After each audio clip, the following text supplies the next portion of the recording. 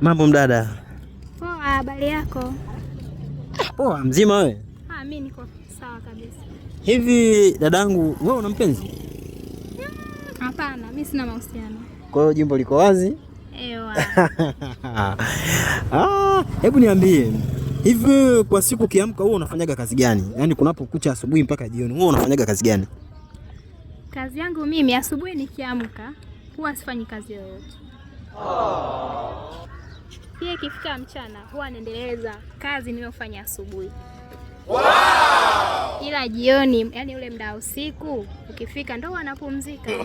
No. Sasa hapo kuna kazi kweli imefanyika? Ndo majukumu yangu hayo. Unakaa Kinondoni wewe? Basi utani.